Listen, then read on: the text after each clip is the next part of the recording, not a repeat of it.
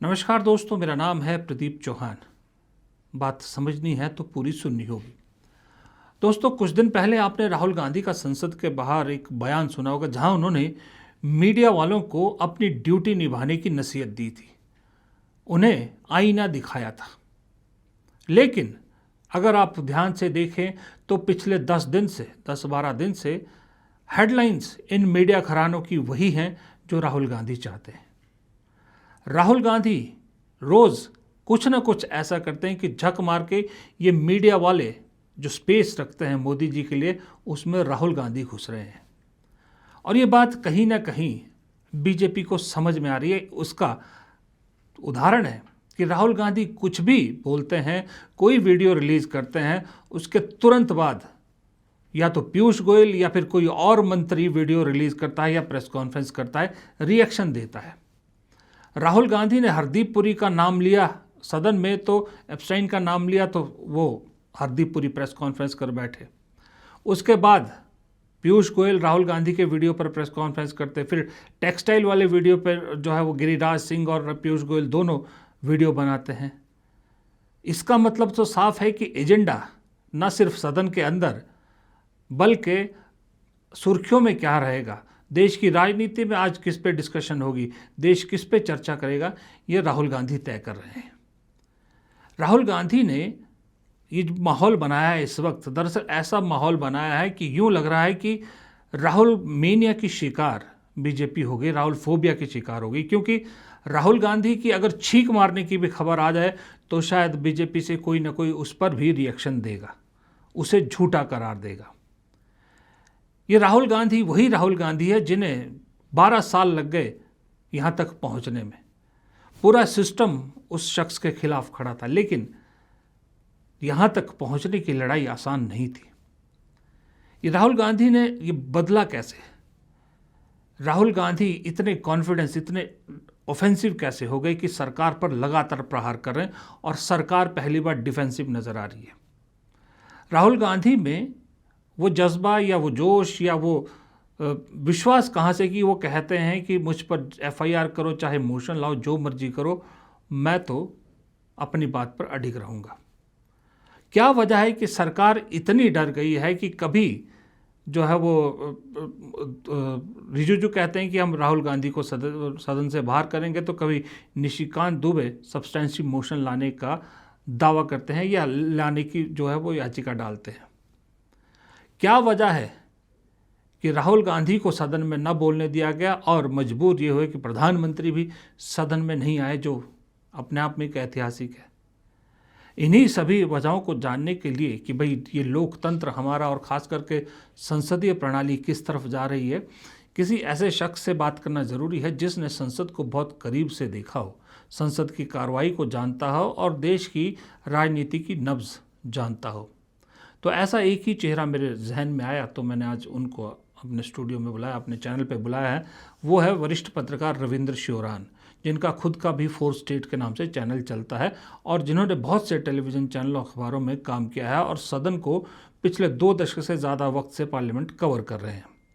तो उन्हीं से बात करते हैं कि दरअसल ये नए राहुल गांधी, नई बीजेपी और मिस्टर हरदीप पुरी, इन सब का जो नया रूप सामने देखने को मिल रहा है, इसकी वजह क्या है, इसके पीछे का कारण क्या है। दोस्तों, रविंद्र श्योरान जी हमारे साथ जुड़ गए। रविंद्र भाई, आपका बहुत बहुत स्वागत है। एक बार फिर से आपने वक्त थैंक यू, निकाला, थैंक यू, थैंक यू। क्योंकि क्योंकि आपने लंबे वक्त तक पार्लियामेंट देखी, पार्लियामेंट कवर की, पार्लियामेंट का पूरा सिस्टम देखा। आप संसद टीवी में भी रहे, जैसे कि आपने भी जो है हमारी बातचीत में बताया। मैं सीधा बाकी डिटेल सवाल बाद में आता हूँ। एक मोटा सवाल ओवरऑल सीधा आपसे पूछना चाहता हूँ, जो इस वक्त सेशन में आपने अब तक जो बजट सेशन में देखा, क्या आपने ऐसा सेशन पहले कभी देखा? नमस्कार प्रदीप भाई।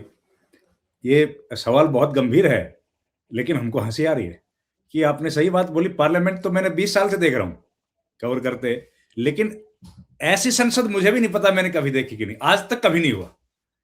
ये तो हम तो छोड़िए, ये तो 70 साल में कभी नहीं हुआ। भाई, देश के इतिहास में जब संसद के भीतर प्रधानमंत्री इसलिए ना आए कि उनको कोई डर है, और डर भी इतना भयंकर है कि अप्रत्याशित घटना हो सकती है सांसदों से, और उसकी वजह से वो जो प्रेसिडेंशियल एड्रेस पर रिप्लाई करना था, मोशन ऑफ थैंक्स का रिप्लाई जो करना था, वो रिप्लाई नहीं हुआ। ये घटना अप्रत्याशित है। हिंदुस्तान के इतिहास में ऐसी घटना कभी नहीं हुई। अगर कहीं इस तरह की कोई घटना होती है तो ये है कि अगर बहुत शोर शराबा, देखिए होता है, पहली बार नहीं हुआ। इन्हीं प्रधानमंत्री के सामने भी पहले भी कई बार शोर शराबा हुआ है, अवरोध बहुत अब उत्पन्न किया है, ओपोजिशन वहां पर नारे लगाता है, लेकिन प्रधानमंत्री बोलते रहते हैं। या तो बोलते रहें, और अगर उनको लगे कि बोलना संभव नहीं हो पा रहा है तो फिर सदन में एक दूसरा परंपरा तो है ही कि आप टेबल कर दो कि भाई ये मेरा जो भाषण है इसको आप पढ़ावा ना जाए, मतलब संसद के रिकॉर्ड में इसको शामिल कर लो। तो वो दोनों ऑप्शंस हैं, या तो आप ओरली उसको बोलो भाषण देके, या फिर उसको टेबल कर दो। तो टेबल करने का प्रोविजन भी है। लेकिन हैरानी की बात यह है प्रदीप भाई कि सबसे ज्यादा असंवैधानिक काम जो हुआ है वो हुआ कि प्रधानमंत्री समेत कैबिनेट का कोई भी सहयोगी भाषण देने नहीं आया, रिप्लाई करने नहीं आया। तो रिप्लाई किसका करना था? रिप्लाई किसी नेता प्रतिपक्ष का तो करना नहीं था, रिप्लाई किसी मुख्यमंत्री का तो करना नहीं था, रिप्लाई करना था राष्ट्रपति के अभिभाषण का। तो राष्ट्रपति का सीधा सीधा अपमान है ये। राष्ट्रपति के अभिभाषण का आपने भाषण रिप्लाई नहीं किया तो ये उनके जो ऑफिस ऑफ प्रेसिडेंट है उसका ये सीधा सीधा अपमान है। और इस तरह की घटनाएं इसके पहले कभी नहीं हुई। एक बार जो आप देखते हैं जिक्र किया जाता है कि भाई मनमोहन सिंह के टाइम पर 2004 में हुआ, वो घटना भी आपके जानकारी के लिए बता दें, वैसे तो पता ही आपको, कि उस वक्त भी प्रधानमंत्री मनमोहन सिंह सदन में आए थे, लेकिन उन्होंने भाषण नहीं दे पाए, जो सामान्य बात है, कई बार होता है नहीं दे पाओगे आप, तो टेबल कर दिया था उन्होंने। तो टेबल करना तो संसदीय परंपराओं का हिस्सा है, नियमों का हिस्सा है, लेकिन सदन में ही ना आना ये अप्रत्याशित है। इस तरह की घटना इसके पहले कभी नहीं। तो ये संसद हमने नहीं देखी। ये नई तरह की संसद बन रही है जिसमें प्रधानमंत्री को सदन में आने से डर लगता है, नेता प्रतिपक्ष को बोलने नहीं दिया जाता है, और सत्ता पक्ष की तरफ से कोई भी सांसद कुछ भी बोल देता है। सत्ता पक्ष अवरोध पैदा करता है और विपक्ष चुपचाप सुनने के लिए मजबूर है। और सत्ता जो कुर्सी पर बैठे, जिनकी सबसे ज्यादा जिम्मेदारी निष्पक्ष होने की है, वो सबसे ज्यादा पक्षपाती होते हैं और उनके ऊपर फिर अविश्वास प्रस्ताव आता है। जी। ये संसद हमने देखी नहीं कभी। रविंद्र भाई एक चीज़ बताइए, आपने अभी नेता प्रतिपक्ष का ज़िक्र किया तो सवाल फिर मैं उन्हीं से रिलेट पूछ लेता हूँ। ये जो इस बार एग्रेसिव या ऑफेंसिव कांग्रेस या विपक्ष कहें या राहुल गांधी का ज़िक्र करें कि राहुल गांधी जिस तरह के इस बार के राहुल गांधी दिखे, पिछला जो सत्र था उससे थोड़ा-सा और ज़्यादा एग्रेसिव दिखे, और राहुल गांधी दिन पर दिन ऐसा लग रहा है कि इस वक़्त पार्लियामेंट में जितने भी दिन हुआ, अभी तो खैर ब्रेक हो गई है। जितने दिन भी संसद चला, रोज़ नैरेटिव राहुल गांधी सेट कर रहे थे। राहुल गांधी एजेंडा सेट कर रहे थे, बीजेपी उसको फ़ॉलो कर रही थी, जबकि पहले इसका उल्टा हुआ करता था। बीजेपी एजेंडा सेट करती थी, कांग्रेस विपक्ष उसको फ़ॉलो करता था, लेकिन इस बार इसका उल्टा हुआ। ये जो बदले राहुल गांधी आपको दिख रहे हैं कि भाई मैं तो जिस बात पे अड़ा हूँ, तो अड़ा ही रहूँगा। इसकी कुछ आपको बात समझ में आती है कि राहुल गांधी जो बदले राहुल गांधी है, ये क्या कारण है? राहुल गांधी को ऐसा क्या मिल गया कि एक तरह से इतने ऑफेंसिव हो गए कि सरकार को ही डिफेंस पे डाल दिए?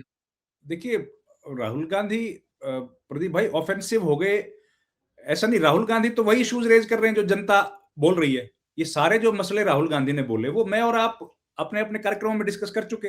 एप्सिन फाइल्स का जिक्र हमने कर लिया, ट्रेड डील की जिक्र हमने किया, जनरल नरवाने की बुक्स का हमने चर्चा कर ली है। तो ये सारे मसले वो हैं जो पब्लिक डोमेन में हैं, तो लेकिन चलो पब्लिक इसको मैं रिफ्रेश करता हूँ अपने क्वेश्चन को।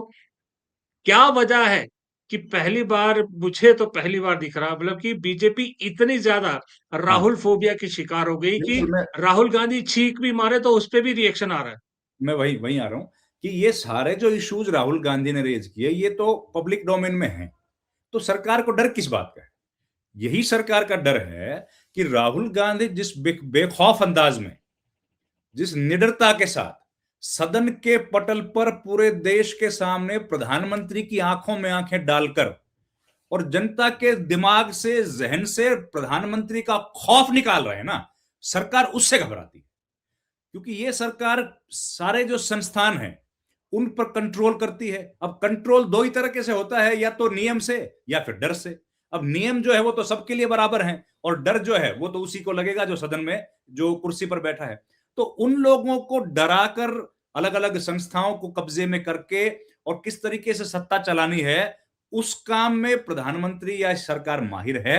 वो काम पिछले लंबे समय से कर रही है और इनका सबसे बड़ा टूल जो है, हथियार जो है, वो है डर। और राहुल गांधी जब सदन में खड़े होके बोलते हैं, प्रदीप भाई, और वो दूरी कितनी है, आपने भी कई विधानसभाएं कवर की हैं, संसद भी कवर किया है। वो दूरी कितनी है? वो दूरी है, समझिए, 15 फीट की। बहुत हुआ तो 20 फीट की दूरी है। अब 20 फीट की दूरी के बीच में एक टेबल होता है, जो रिपोर्टर्स जहां बैठते हैं, जो लोग लिखते हैं ना, उनको रिपोर्टर्स बोलते हैं, जी, जी, जो जी, सदन की जी, कार्रवाई की जी। उनके बीच में वो है। तो प्रधानमंत्री और नेता प्रतिपक्ष आमने सामने खड़े होकर 20 फीट की दूरी पर प्रधानमंत्री को कोई कहे कि अगर हिम्मत है तो ट्रंप का नाम लो, तो ये तो इनके आचरण में है ही नहीं ना कि किसी की बातें ऐसे सुने।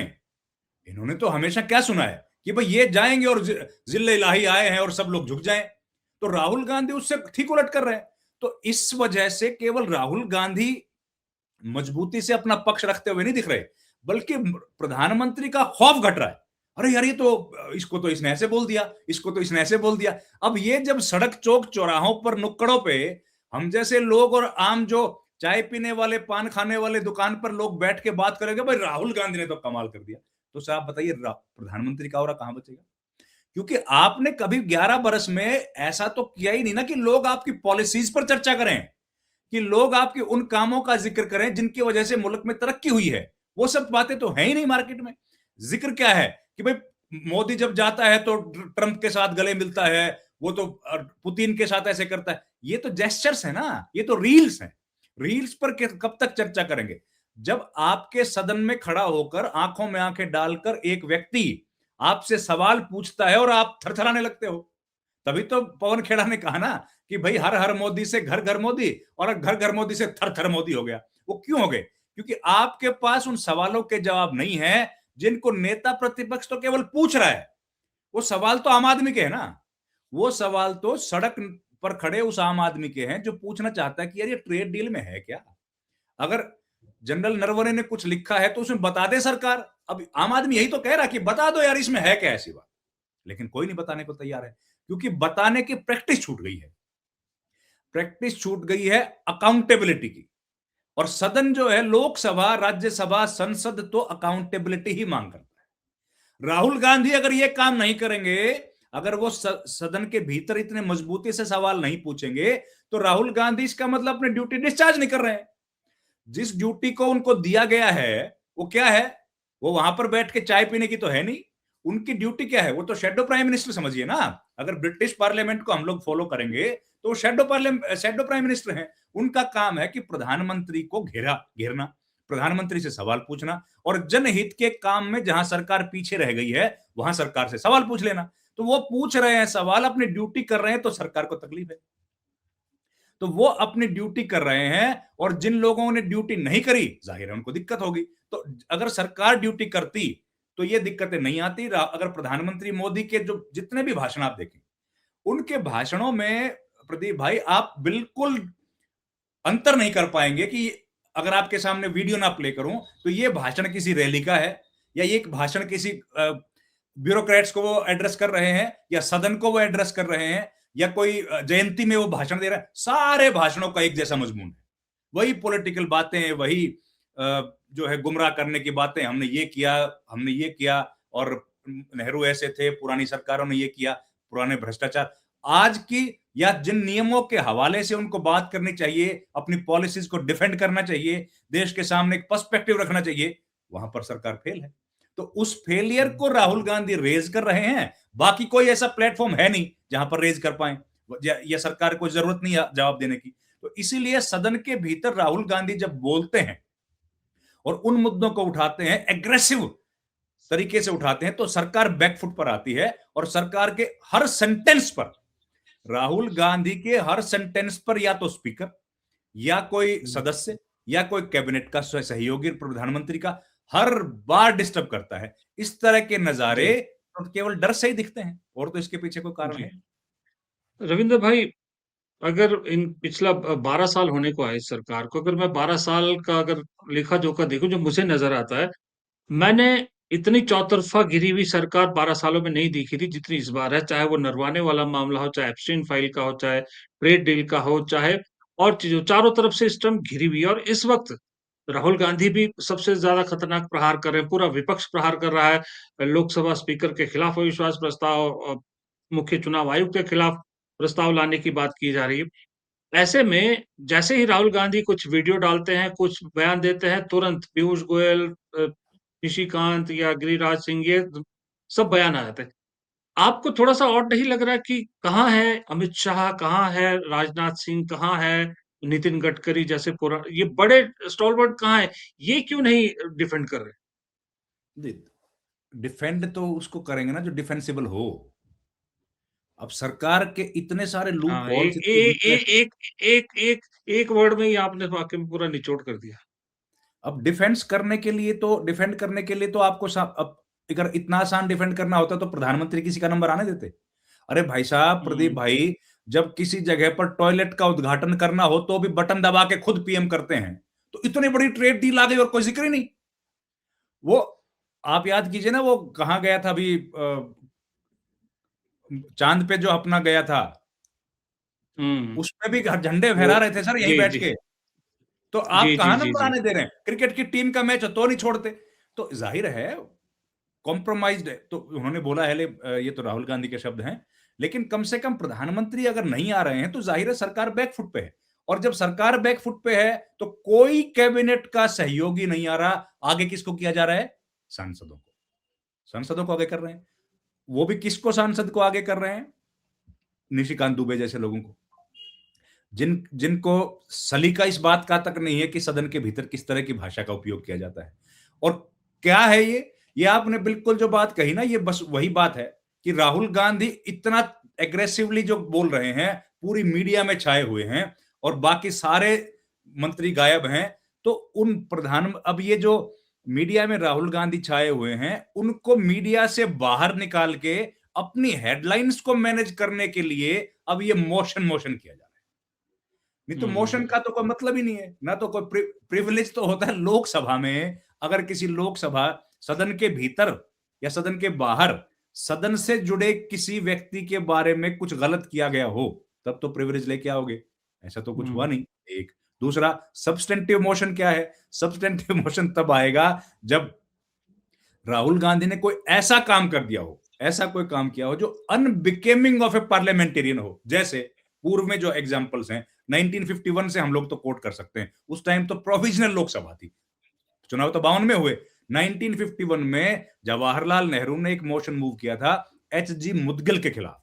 क्या था उनके ऊपर आरोप? उनके ऊपर आरोप था कि एक कॉरपोरेट घराने से 1000 लेके एच जी मुदगिल ने सवाल पूछे थे।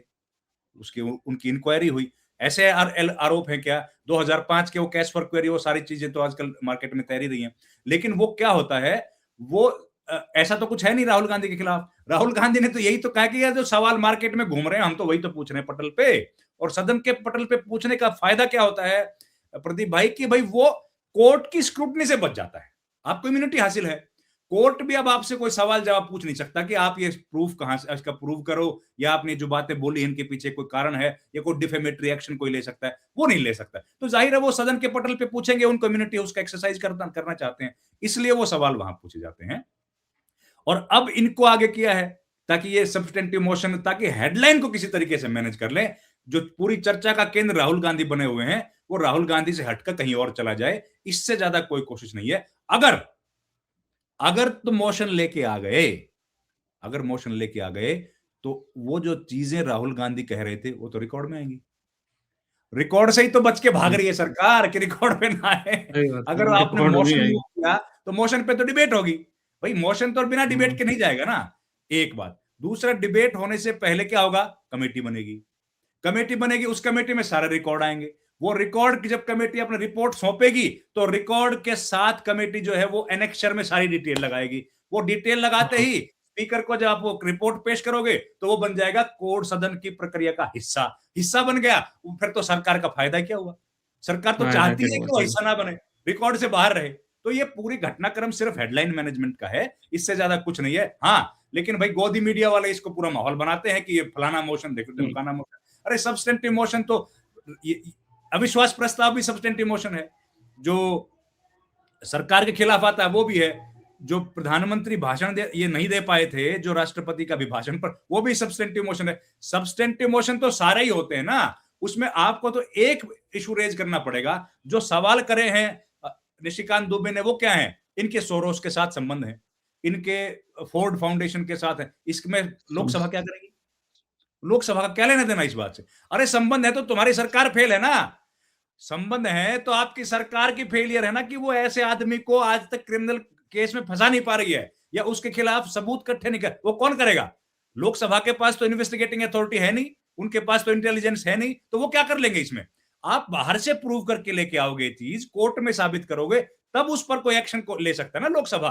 लोकसभा के पास जी जी अपने जी पास क्या, अपनी क्या ताकत है? उनके पास सीआईडी नहीं है, जी उनके पास पुलिस नहीं है, उनके पास तो ये है कि भाई हम तो मोशन मूव कर देंगे। तो लेकिन उसका बेस जी क्या है? बेस तैयार करने के लिए तो बाहर जाना पड़ेगा ना, पुलिस के पास जाना पड़ेगा। तो ये निशिकांत दुबे इनडायरेक्टली, जो देखिए दो तरीके से पैसा आएगा, एफआरआरओ से आएगा। एफआरआरओ किसके अंडर आता हम्म है? मिनिस्ट्री ऑफ होम अफेयर्स के अंडर, या फिर दिल्ली पुलिस इन्वेस्टिगेट करेगी, वो किसके अंडर? होम अफेयर्स के अंडर। तो ये इनडायरेक्टली अमित शाह को ही कमजोर कर रहे हैं, या अमित शाह को हम्म ही कमजोर दिखा रहे हैं कि इनके अंदर काम करने वाली एजेंसीज फेल हैं, जो राहुल गांधी को अभी तक पकड़ नहीं पा रही हैं या उनके खिलाफ जांच नहीं कर पा रही। हम्म। रविंद्र भाई, आखिर में ये एक जानना चाहूंगा आपसे कि इतना लंबे वक्त से आप देख रहे हैं दिल्ली की राजनीति, दिल्ली से देख रहे हैं देश की राजनीति। क्या आपको लग रहा है कि इस वक्त मोदी सरकार, खास करके मैं बीजेपी की बात करूंगा, नॉट एनडीए की, पर मोदी सरकार बोलूं, सबसे स्टिकी विकेट पर है, सबसे अभी 12 सालों में अब तक के सबसे स्टिकी विकेट पर है? और दूसरा, आपको लगता है कि ये मौका है विपक्ष के लिए भी कि सरकार को और दबोचा जा सकता है, या कहीं ढील दे दी तो फिर ये बीजेपी वापस आ जाएगी? देखिए प्रदीप भाई, एक तो नेशनल पॉलिटिक्स है, एक सदन के भीतर की प्रक्रिया है, और एक चुनाव की प्रक्रिया है। तो चुनाव की प्रक्रिया को तो बीजेपी ने या बीजेपी के सहयोग ने इतना कंट्रोल कर लिया है सी ज्ञानेश कुमार के माध्यम से, कि उसमें तो अब क्या होगा कोई कुछ कह नहीं सकता। वो तो किसी भी हम्म स्टेट में बीजेपी कहीं भी, तमिलनाडु में भी जीत सकती है, केरला में भी जीत सकती है। वो चीज तो नतीजे आएंगे तभी पता लगेगा, और वो सारी कहानी आपके सामने है। कोई बड़ी बात नहीं कि आप पंजाब में बैठे हैं तो कल पंजाब में भी सरकार बन जाए, क्योंकि जिस तरीके से मैनेज किया गया है, जिस तरह वोट काटे गए हैं, जोड़े गए हैं, वो सारा बहुत ही साइंटिफिक तरीके से किया गया है, एक बड़ी साइंटिफिक रिगिंग है। जी तो उस पर तो हम जी लोग, हाँ, लेकिन हम तो बात कर सकते हैं राजनीति की और सदन के भीतर की, और एक जनता जो कह रही है। जनता में इस वक्त बीजेपी के खिलाफ माहौल बन रहा है, बहुत तेजी से बन रहा है, और अविश्वास का संकट बीजेपी के सामने गहरा है। ये संकट बिल्कुल अप्रत्याशित है, इसके पहले अभूतपूर्व है, पहले कभी नहीं हुआ। ये 11-12 साल में प्रधानमंत्री की जो छवि थी, वो एकदम लगातार धीरे-धीरे करके कमजोर पड़ती जा रही है, और खास करके ये पिछले 5-6 महीनों में तो इसमें जबरदस्त गिरावट आई है ऑपरेशन सिंदूर के बाद से।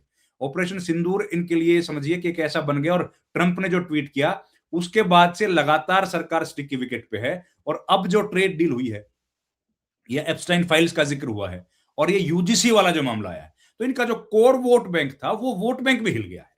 उसके भीतर से भी अब विरोध के स्वर उठने लग गए हैं, और ये यूपी जैसे इलाकों में जो बिल्कुल शुद्ध हिंदुत्व के नाम पर वोट डालने वाले वोटर थे, उनके भीतर भी कहीं ना कहीं दिक्कत उनके लिए पड़ रही। बिल्कुल आपने सही कहा, कई सारे झंझावत उनके बीच में बीजेपी भंवर में फंसी हुई है, और बीजेपी के लिए या मोदी सरकार के लिए बहुत कठिन समय है और चुनौतीपूर्ण वक्त है। अब बात करें अगर सदन के भीतर की, तो सदन के भीतर जिस तरीके से स्ट्रेटेजिक प्लानिंग के साथ ऑपोजिशन अपनी चाल चल रहा है, या ऑपोजिशन अपनी स्ट्रेटेजी के साथ काम कर रहा है, वो भी बड़ा भूतपूर्व है।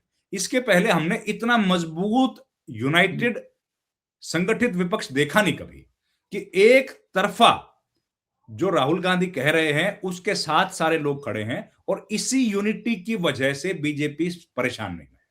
क्योंकि देखिए सदन ही एक ऐसी जगह है प्रदीप भाई, जहां पर नेता प्रतिपक्ष और नेता सदन, यानी कि प्रधानमंत्री और राहुल गांधी आमने सामने होते हैं, और जहां पर एक दूसरे को फेस करना पड़ता है, जहां पर एक दूसरे के सवालों के जवाब देने पड़ते हैं।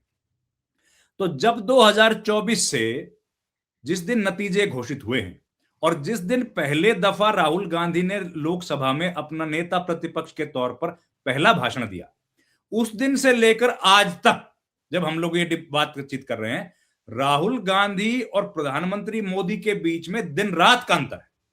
उनके भाषणों की जितनी ज्यादा चर्चा होती है पीएम के भाषणों की, उनसे आधी भी नहीं होती। और इसके अलग अलग रिकॉर्ड्स हैं। इसके रिकॉर्ड एक दो नहीं है, सारे यूट्यूब चैनल्स पे देख लीजिए, सारे अलग अलग सोशल मीडिया प्लेटफॉर्म्स हैं, वो इस बात की तस्दीक करते हैं कि राहुल गांधी की पॉपुलैरिटी तेजी से बढ़ रही है और किसी भी नेता प्रतिपक्ष की बढ़ेगी। क्योंकि देखिए, नेता प्रतिपक्ष जो हैं उनके पास बोलने के लिए ज्यादा चीजें हैं, उनके पास अक्यूज करने के लिए ज्यादा साधन है। और सरकार, प्रधानमंत्री तो एक तो, हालांकि ये तो अलग मामला है इन प्रधानमंत्री का तो, लेकिन प्रधानमंत्री को एक मर्यादा का पालन करना ही पड़ता है। उनको शब्दों का चयन में थोड़ा सा ध्यान देना पड़ता है, और उतना एग्रेसिव नहीं हो सकते जितने राहुल गांधी हो सकते हैं। तो राहुल गांधी कहीं ना कहीं बहुत ऊपर अपने भाषणों की वजह से अब सदन के भीतर चले गए हैं। दूसरा, जी यूनिटी उनकी बहुत अच्छी है। तीसरा, जो इश्यूज वो रेज कर रहे हैं वो जनता के इशू हैं। और सरकार की परफॉर्मेंस वीक है, सरकार कई जी तरह के झंझटों में फंसी हुई है, इस वजह से उनका मजबूती से जवाब नहीं दे पा रहे। और आखिरी बात यह है कि क्योंकि पीएम मोदी ने पिछले 11-12 साल में सेकंड रंग लीडरशिप को कभी मजबूत नहीं किया, तो इसलिए आज उनको सदन के भीतर डिफेंड करने वाला भी कोई नहीं है कि जो जी प्रधानमंत्री की गैर हाजिरी में उनकी सरकार को डिफेंड कर पाए। आप देखेंगे कि सरकार जी जो है बिल्कुल छिन्न भिन्न रहती है। जब राहुल गांधी बोलते हैं तो बिल्कुल टुकड़े टुकड़े रहते हैं, कोशिश करते हैं सब लोग बस परेशान करें, हुलिगनिज्म करें, किसी तरीके से ट्रोल करें, उनको बीच बीच में डिस्टर्ब करें, लेकिन उतना सदा हुआ जवाब सरकार की तरफ से एक सवाल पर भी नहीं आता जो राहुल गांधी उठाते हैं, जैसा हम लोग उम्मीद कर रहे थे।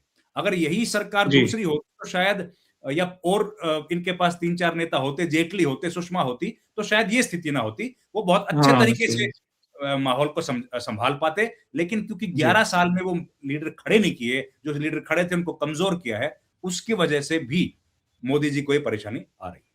जी। अच्छा रविंद्र भाई सॉरी एक छोटा-सा सवाल और रह जाता है, उसके बगैर शायद ये बातचीत अधूरी रह जाएगी। हमारे दर्शक भी ज़रूर आपका व्यू पॉइंट जानना चाहेंगे। ये हरदीप पुरी वाला मामला कितना भारी पड़ने वाला है सरकार? देखिए, ये नैतिकता के आधार पर तो बड़ा मसला है, और नैतिकता के आधार पर तो इस मुल्क में बहुत लोगों के इस्तीफे हुए हैं।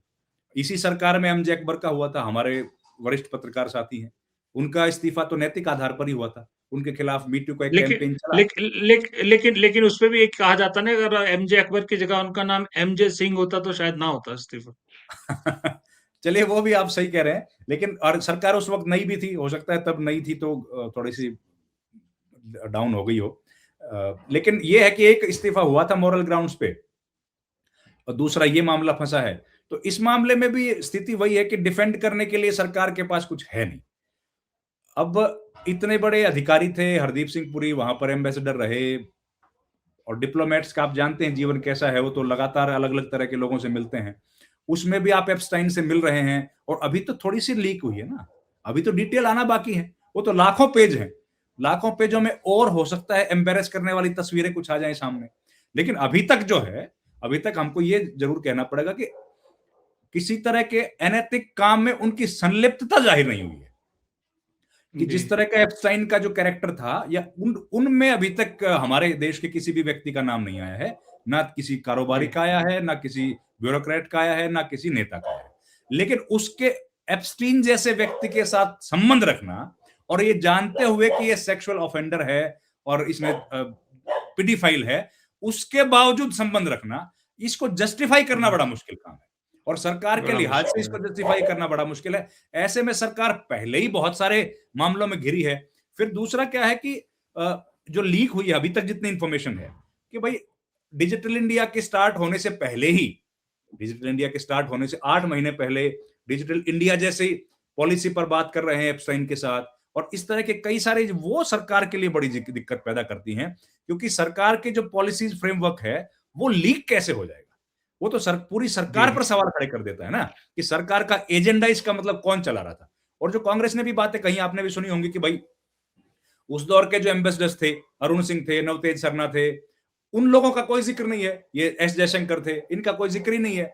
विदेश मंत्री सुषमा स्वराज का कोई जिक्र नहीं है। जिक्र कौन कर रहा है? प्रधानमंत्री कार्यालय से कोई कर रहा है, या फिर हरदीप पुरी कर रहे हैं। ये लोग हिंदुस्तान की जो टेक्नोलॉजी है उसको डिसाइड कर रहे हैं कि डिजिटल इंडिया लॉन्च कर देना चाहिए। तो ये कहीं ना कहीं सरकार के लिए दिक्कत वाली बात है, इसलिए इसको डिफेंड नहीं कर पा रहे। और मुझे भी ऐसा लग रहा है कि हरदीप पुरी का इस्तीफा हो सकता है, क्योंकि चुनाव भी आ रहा है पंजाब में। तो हरदीप पुरी का इस्तीफा जी, अगर हो जाए तो मुझे लगता है कोई अचरज की बात नहीं है। जी।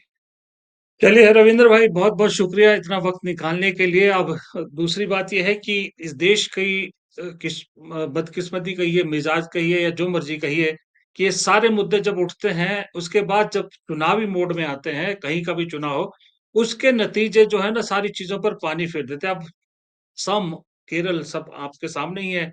देखते हैं वहाँ के नतीजों के बाद क्या इन सब चीज़ों के जो मुद्दे हैं ये सारे दबते हैं या फिर और बड़े होते हैं। फिलहाल आपने वक़्त निकाला, आपने हमारे साथ जुड़े, तफ़सील से सारी चीज़ें बताई। इसके लिए आपका बहुत-बहुत शुक्रिया। Thank you sir, thank you very much, thank धन्यवाद, यू, नमस्कार। Thank you.